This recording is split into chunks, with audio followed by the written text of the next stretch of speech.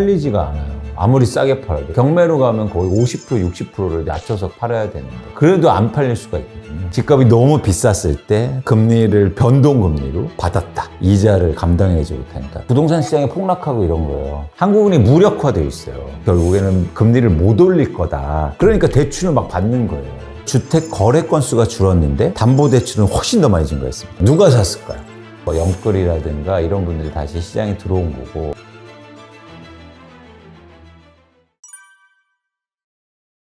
예, 안녕하세요. 머니인사이드 구독자 여러분. 광수의 북덕방 이광수입니다. 최근 한국 부동산 시장은 굉장히 혼란스러운 상황이죠. 전체적으로 흐름을 보시면 서울 아파트를 중심으로 해서 지난해 5월부터 가격 하락세가 시작됐고요. 올해 2월부터는 가격으로만 보면 회복세를 보이고 있습니다. 반면에 거래량은 조금씩 감소하고 있는 모습을 보이고 있습니다. 그래서 전반적으로 가격이 많이 이렇게 빠졌다가 또 빠르게 회복했다. 이런 상황으로 보시면 됩니다. 많은 사람들은 현상과 현황에만 주목하죠. 근데 거기에는 어떤 전망도 내릴 수 없어요. 예를 들어서 지금 집값이 오른다고 그래서 그게 나중에 계속 오를 거라고 예측을 지금 오른 데서 찾을 수는 없잖아요. 지금 시장의 변화가 왜 일어났는지를 잘 아셔야 됩니다. 그 원인 파악을 잘 해야 그 원인을 갖고 나중에 전망이 가능한 거죠. 그런 차원에서는 최근에 집값이 회복하고 거래량이 증가한 원인을 찾아야 되는데요. 그 원인을 저는 가격 하락에서 찾고 있습니다. 그러니까 무슨 얘기냐면 가격이 떨어졌기 때문에 회복한 거예요. 계속 오른 게 아니라는 거죠. 가격이 떨어졌기 때문에 누군가 살 사람이 시장에 들어오면서 가격은 다시 회복했고 거래량이 증가했다는 겁니다. 그러면 전망이 되게 쉬워집니다. 가격이 다시 올랐으니까 어떻게 될까요? 수요가 감소하겠죠. 왜냐하면 가격이 떨어져서 수요가 들어온 거기 때문에 사실 가격이 다시 오르면 수요가 감소할 가능성이 크다는 거죠. 다시 한번 정리해드리자면 가격이 빠져서 수요가 들어왔는데 수요가 생각보다 시장에 빠르게 들어왔다. 이유는 뭐냐면 정부의 정책 효과가 좀 컸던 것 같아요. 특히 무주택자를 중심으로 해서 특례 보금자리론이라든지 주택담보대출 규제 완화라든지 여러 가지 정책적 완화를 더해지면서 그 속도를 빠르게 했던 거예요. 일부 지역을 중심으로 해서는 거의 30~40%가 빠진 지역이 있었으니까요. 그렇게 가격이 일시적으로 빠지니까 수요가 들어올 수 있는 기반이 조성이 된 거죠. 최근에 가격 하락세가 되게 가팔랐습니다. 근데 흥미로운 건 뭐냐면 가격이 빠진 물건이 그렇게 많지는 않았어요. 그래서 거래량이 막 의미 있게 5,000건, 6,000건 이렇게 올라온 건 아니거든요. 그래서 그렇게 가격이 많이 빠진 건 물건이 좀 제한적이었다. 이런 게 좀 특징적인 현상이었습니다. 지수로 말씀드릴 수 있는데 그러면 이제 안 와닿으니까 가격으로만 말씀드리면 예를 들어서 서울의 강남 3구에 20억짜리 아파트가 16억으로 빠졌다가 지금은 18억 정도로 올라왔죠. 그러다가 최근에는 17억 5천 정도로 조금씩 다시 빠지고 있는 그런 상황입니다. 일단 지속적으로 못 오르고 있어요. 제가 이유를 말씀드렸죠. 왜냐하면 가격이 다시 올랐기 때문에 수요가 다시 줄어드는 거예요. 결국엔 자산 가격이라는 이런 특징이 있거든요. 왜냐하면 누군가 가격이 계속 오르려면 누군가 계속 사줘야 되잖아요. 그렇죠? 그래야 이게 자산 가격이 계속 오르잖아요. 근데 지금 부동산 시장은 이 가격에서 누군가 계속 사줄 사람이 없다는 거예요. 그러니까 가격이 못 오르게 되면 다시 떨어질 가능성이 굉장히 커지고 있는 거죠. 사이클로 보면 이렇게 될 거예요. 단기 고점이 계속 내려가는 형국이죠. 이렇게 될 거예요. 이럴 가능성이 되게 커요. 이유는 뭐냐면 계속 수요가 줄 거잖아요. 수요가 이렇게 다시 빠져도 수요가 예전보다 줄어 있으니까 더 회복하는 속도는 더 낮게 되고 산처럼 이렇게 높았다가 좀 낮은 산이 그려지고 이럴 가능성이 되게 커 보입니다. 매물이 증가하는 이유는 물론 수요가 감소하기 때문이기도 하지만 가격 상승 기대감이 크지 않기 때문에 그러니까 내가 집을 지금이라도 빨리 팔아야겠다. 조금 올랐을 때 이런 사람들이 많아지고 있기 때문에 매도 물량이 되게 많아지는 거죠. 강남 3구가 매물이 가장 많이 증가해요. 이유가 있어요. 왜냐면 많이 올랐기 때문에 그만큼 이제 팔고 싶은 사람이 많은 거죠. 강남 지역이 독특한 특성이 뭐냐면 자가 점유율이 낮아요. 내 집에 살고 있는 사람이 비율이 낮기 때문에 쉽게 말해서 투자 목적으로 많이 갖고 있단 말이에요. 그러다 보니까 집값이 오르거나 이렇게 시장의 변동성이 있으면 매물의 증감폭이 되게 큰 거죠. 그런데 내 집에 살고 있으면 집값 떨어질 것 같은데 그래서 파는 사람이 많지 않잖아요. 그래서 강남 3구가 의외로 이 매물의 증감폭이 증가할 때도 빠르게 증가하고 감소할 때도 빠르게 감소하는 특징이 있어요. 그래서 최근에 보면 집값이 빠질 때 송파구가 가장 많이 빠지거든요. 이유가 뭐냐면 송파구가 그런 특징이 있어요. 투자로 많이 갖고 있으니까 빠질 때도 많이 빠지고 오를 때도 많이 오른단 말이에요.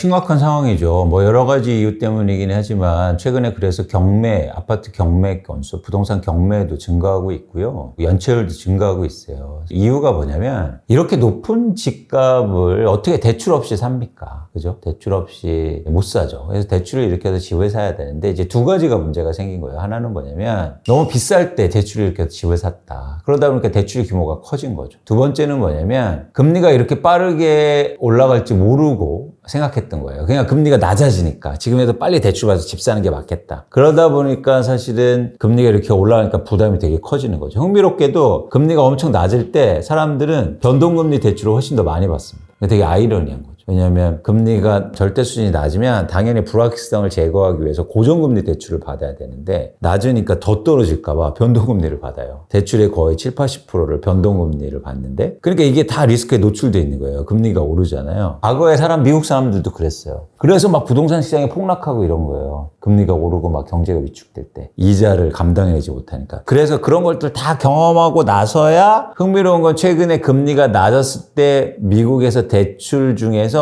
거의 80%는 고정 대출을 받습니다. 우리나라가 완전 반대죠. 그러니까 이게 되게 좀 안타까운 측면이 있는데 그러니까 집값이 너무 비쌌을 때 또 금리를 변동금리로 받았다. 근데 금리는 올라가고 있고 집값은 떨어지고 있으니까 사실 굉장히 심각한 상황으로 갈 수도 있는 겁니다. 팔리지가 않아요. 아무리 싸게 팔아도 그런 집들이 되게 많아지고 있어요. 그러다 보니까 어쩔 수 없이 경매가 증가하고 있는 거고요. 그러니까 부동산이 그래서 위험한 거예요. 뭐냐면 유동성이 떨어지잖아요. 내가 팔고 싶을 때 쉽게 팔 수 없어요. 아무리 가격을 낮춰도. 사람들이 이런 심리가 있기 때문이에요. 이상하게요. 부동산 가격을 많이 낮추잖아요. 그러면 사고 싶다고도 사기가 싫어요. 더 떨어질까 봐. 그리고 어떤 걸 반증하냐면 그렇게 나쁜 거야? 라고 그래서 집주인이요. 집값을 떨어뜨릴수록 입장에 사기가 싫어. 반대로 막 올릴수록 사고 싶고. 그러면 안 되는데도 불구하고. 어쨌든 그렇기 때문에 집을 갖고 있는 입장에서는 집값을 내리면 팔리겠지라는 생각이 안 통할 수도 있어요. 서울에서 안 팔릴 때 700건, 800건이 거래됐다고요. 아파트가요. 그러니까 뭐냐면 내가 아무리 팔고 싶어도요. 가격을 아무리 낮춰도요. 안 팔리는 상황이 올 수도 있단 말이에요. 그러면은 경매로 가는 거예요. 경매로 가면 거의 50%,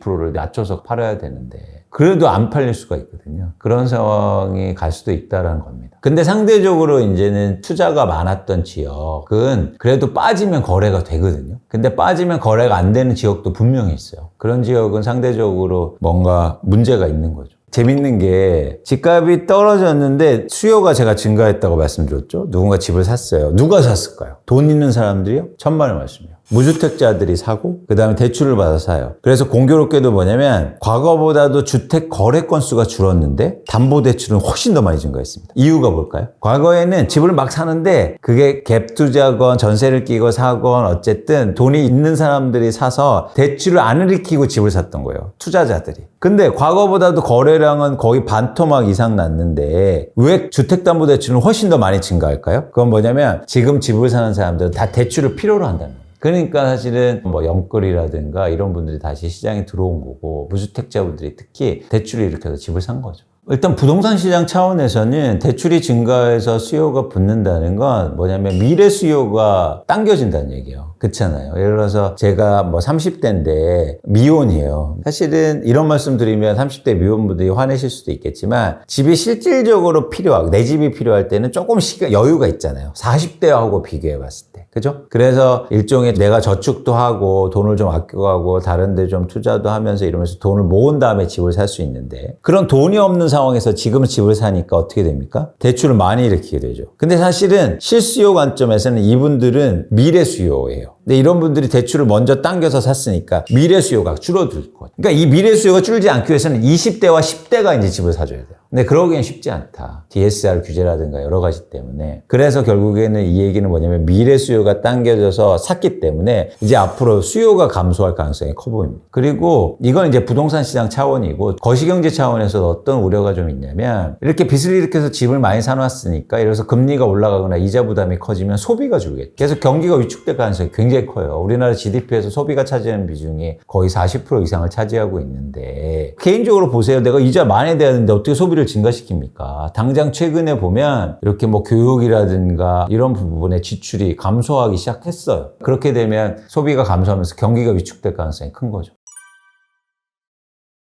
한국은행 총재님께서 아니 말과 행동이 좀 다른 게 좀 안타깝죠. 왜냐하면 연끌하지 말라, 대출하지 말라고 그러면 제일 먼저 뭘 해야 되냐면 금리를 올려야죠. 그런데 금리는 안 올리면서 말로만 대출하지 말라고 그러면 사람들이 그걸 믿겠습니까, 말을? 그런 점에서 좀 아쉬운 측면이 있다. 그래서 말과 행동을 같이 하시라 그런 말씀을 드립니다. 되게 역설적인 상황이잖아요. 가계비 때문에 예를 들어서 금리를 못 올리는데 근데 빚이 더 증가해요. 그러니까 최소한 더 증가하는 건 막아야 되죠. 그 상황 속에서 한계 대출자들이 생기거나 어려운 분들이 생기면 그건 재정 정책 차원에서 정부에서 도와주면 되는 거예요. 그건 한국은행이 제가 볼 때 책임질 일이 아니에요. 한국은행 처음 들어가면 물가 안정이 제1의 목표입니다. 물가 안정이란 그 이면에는 신규 대출을 억제하고 뭐 연끌이나 이런 것들의 방지를 통해서 물가를 안정시키는 역할이 되게 중요하다는 거예요. 그런 차원에서는 더 목적에 좀 충실할 필요가 있지 않느냐, 그런 개인적인 생각이에요. 뭐 깊은 뜻이 총재께서 있으시겠지만 사실은 전 서민으로 볼 때 말과 행동이 되게 달라서 좀 안타깝다는 말씀을 꼭 드립니다. 물가가 오르기 때문에 금리를 낮출 수 없는 거죠. 그리고 한국의 금리가 전 세계에서 굉장히 낮은 수준이에요. 미국보다도 2%포인트가 낮잖아요. 절대 수준이 예를 들어서 우리나라 기준금리가 1%, 2%대에서 이렇게 올라왔습니다. 그래서 높습니다. 이게 아니고요. 지금 사람들의 투자하거나 부동산 시장이나 뭐 자산 시장이나 물가하고 연결된 재화 시장에서는 어떤 식으로 표현하면 한국은행이 결국에는 금리를 못 올릴 거다. 지금 수준이 높다 낮다가 아니라 못 올릴 거다. 거기에 방점이 찍혀져 있는 거예요. 그러니까 대출을 막 받는 거예요. 그 기준을 절대 기준으로 생각하시면 안 된다. 비교와 상대 기준과 변화의 흐름으로 지금 시장 참여자들은 생각하기 때문에 그런 차원에서는 한국은행이 신호를 줄 필요가 있습니다. 3.5%가 높은 수준이 아니다. 그래서 지금 미국의 국채금리가 5%로 막 간다고 하니까 우리나라 지금 시장금리가 오르고 있잖아요. 기준금리는 낮은데 지금 주택담보대출이 거의 7%까지도 최고점 오르고 있고 이제 8% 얘기를 한단 말이에요. 그러니까 왜 기준금리가 낮은데 그렇게 시장금리가 이렇게 오르겠습니까? 그거는 뭐냐면 미국의 국채금리 연동돼서 이런 대출금리라든가 아니면 회사채 금리가 연동돼 있기 때문이에요. 그래서 지금은 어쩌면 이제 한국은행 제가 말씀을 계속 드리는 이유가 한국은행이 무력화되어 있어요. 아무것도 안 하니까 시장금리는 이것대로 안 움직여요. 예를 들어서 목표가 있다면 한국은행이 기준금리를 안 올리고 있으면 시장금리도 안 올라가야죠. 그래야 이게 정책적으로 맞는 거 아닙니까? 그쵸? 근데 이거는 안 올리는데 시장금리는 엄청 폭등하고 있어요. 이건 뭐냐면 쉽게 말해서 아웃 오브 컨트롤. 한국은행이 컨트롤할 수 없는 상황으로 점점 가버린다. 이러면 이제 정책적인 무력증에 빠진단 말이에요. 그럼 나중에 진짜 정책이 필요할 때, 금융정책이 필요할 때 한국은행은 아무것도 할 수 없는 상황이 돼버린다. 이런 부분에 대해서 고민이 되게 필요하다는 겁니다. 물론 뭐 잘 하시겠지만 좀 너무 아무것도 안 하고 있다. 한국금리 고정은 아까 말씀드린 것처럼 가계부채 부담과 경기 위축 우려, 그다음에 상대적으로 우리나라 물가가 좀 안정돼 있다. 이런 이제 근거들을 들고 있는데 사실 그건 지금 시점만 얘기하는 거예요. 변화를 얘기하고 일종의 플로우 관점, 유량 관점에서 접근하면 지금 한국 기준금리가 굉장히 낮은 수준인데 그런 걸 반영하니까 대출이 증가하는 거예요. 경제 주체들은 이미 거기에 반응한다는 거죠. 이게 왜냐하면 경제를 분석하거나 정책을 만들 때 저량과 그리고 유량을 어떻게 판단하는가 중요한 거예요. 예를 들어서 이런 거죠. 한국은 물가가요 2%대 떨어졌다가 3.7%로 올라가는 거예요. 그렇죠? 1에서 3.7%예요. 근데 미국은 예를 들어서 5%였다가 물가가 3.7%로 떨어졌어요. 아니면 4%로 떨어졌어요. 근데 이 시점에서 보면 미국이 한국과 물가가 똑같거나 높죠.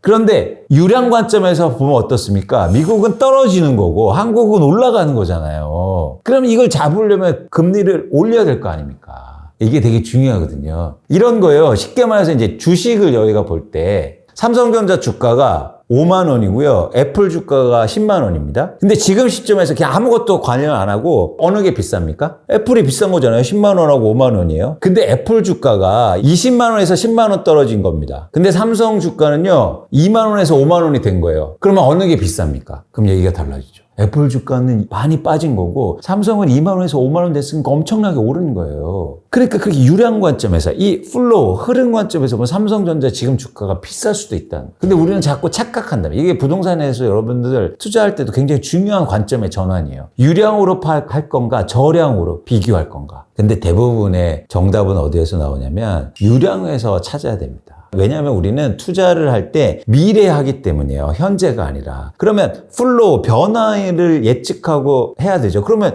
이 변화의 흐름을 읽어야 될 거 아니에요. 지금 시점에서 잘라놓고 분석하면 안 된다. 어쨌든 이게 되게 중요하다. 그런 관점에서 한국의 금리가 절대 높은 게 아니다. 그래서 시장금리가 올라가는 거예요. 지금 기준금리가 높기 때문에 향후 금리가 내려갈 거다라고 예측하면 안 된다는 거예요. 그래서 그 예측 때문에 막 집을 지금이라도 빨리 사야 된다? 이런 생각은 하실 필요 없다. 그 말씀을 꼭 드리고 싶어서 제가 이렇게 장황하게 말씀을 좀 드렸습니다.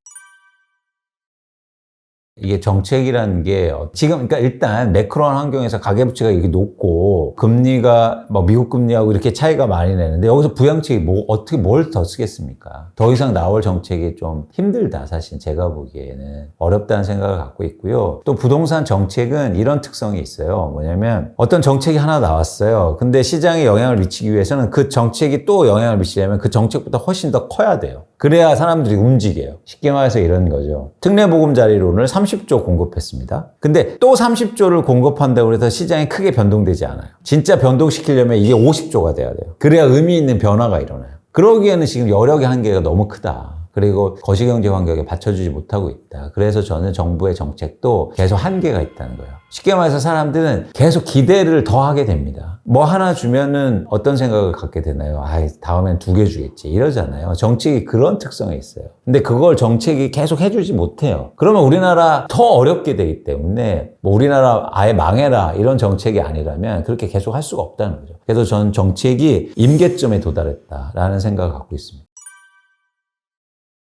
미분양 감소의 직접적인 이유는 건설사들이 공급을 안 했기 때문이에요. 잘 팔려서가 아니고 완전히 다른 거죠. 미분양이 감소하는 건 공급이 유지된 상황에서 사람들이 막 잘 팔아서 미분양이 감소해야 되는데 건설사들이 아예 공급을 안 하니까 미분양이 줄어들고 있는 거예요. 할인 분양하고 뭐 이러면서. 그러니까 이런 것들을 여러분 제대로 아셔야 된다. 그래서 지금은 공급이 감소해서 미분양이 줄어드는 거지 시장이 좋아져서 미분양이 감소하는 것 아니다. 이렇게 판단하셔야 합니다. 지표를 보고 착각하는 이유는 많은 분들이 현상에만 주목하기 때문이에요. 예를 들어서 집값이 지금 오르면 계속 오를 것 같고 그다음에 지금 전세 가격이 오르면 계속 오를 것 같다는 생각을 갖고 있기 때문이에요. 근데 대부분 지표들이 현상에만 주목하잖아요. 왜냐면 말씀하신 것처럼 미분양 줄었어, 주택 가격 올라, 전세 가격 올라, 뭐 입주 물량 부족해. 이거 다 현상이잖아요. 현상만 보니까 전망이 안 되는 거예요. 현상만 보니까 고점에 집을 사는 거죠. 더 오를 것 같으니. 근데 현상이 이렇다고 해서 계속 그렇게 된다, 절대 그렇게 되지 않습니다. 자산 가격이 그러는 거예요. 올랐다가 빠지고 빠졌다가 다시 오르고 이런 변화를 겪기 때문에 빠지는 것도 마찬가지예요. 집값이 막 빠질 때 사람들이 현상만 보니까 더 빠질 것 같아. 이 상태가 유지될 것 같아. 이런 전망을 하게 돼요. 근데 절대 그렇지 않다. 그래서 이런 지표는 대부분 오류가 일어납니다. 왜냐하면 그래서 여러분들이 현상만 보시는 게 아니라 지금 현상이 일어나는 원인 파악을 해서 그 원인이 지속적으로 유지될 건가를 통해서 전망을 하시는 게 중요해요. 왜냐하면 투자나 내 집 마련은 전부 다 미래하기 때문에 전망이 더 중요한 거죠. 그래서 굉장히 많은 오류들이 일어나고 있는데 제가 그거 다 얘기하려면 오늘 10시간 걸리고 그래서 그런 차원에서 여러분들이 전체 틀 차원에서는 현상보다도 전망을 하시려고 노력해라. 그래서 그 현상이 일어나는 원인 파악을 잘 해보셨으면 좋겠다는 말씀을 드립니다. 제가 이렇게 얘기하고 오른다 그러면 이상하지 않습니까? 부동산 시장 전망을 뭐 일단 2가지예요. 뭐냐면 수요는 감소한다. 가격이 다시 오르니까 수요가 감소해요. 그다음에 투자 수요는 지금 시장에 들어오고 있는 상황이 아닙니다. 그럼 수요는 감소하고 또 하나 집값을 결정하는 건 매물의 양인데 그게 공급이거든요. 근데 매물의 양이 계속 증가하고 있어요. 그러면 공급이 증가하고 수요가 감소하는데 어떻게 집값이 안 빠집니까? 그래서 집값이 하락이 다시 일어날 가능성이 있고요. 이미 일부 지역에는 그런 현상이 나타나고 있어요. 뭐 신문에서 나오고 있는 뭐 일부 재건축 단지나 계속 신고점 찍었다라는 곳이 있는데 그런 곳은 시장하고 아무 상관없는 지역입니다. 그런 지역 말고 시장의 변화를 나타내는 지역은 이미 거래량이 감소하면서 가격이 조금씩 실거래가가 떨어지고 있는 그런 모습을 보입니다. 왜냐하면 다시 말씀드리지만 수요는 감소하고 있고 매물은 증가하니까. IT 산업과 반도체를 전체적으로 함께 볼 생각입니다. 왜냐하면 반도체는 IT 산업을 이루는 근간이고 핵심이 되기 때문에 최근 서울에서는 물 들어왔을 때 노져야죠. 대형 평수 아파트 하나, 소형 하나, 한가 하나 바꿔도 돈이 남아. 이것만 아셔도 부동산의 가격 전망을 어느 정도 하실 수 있다.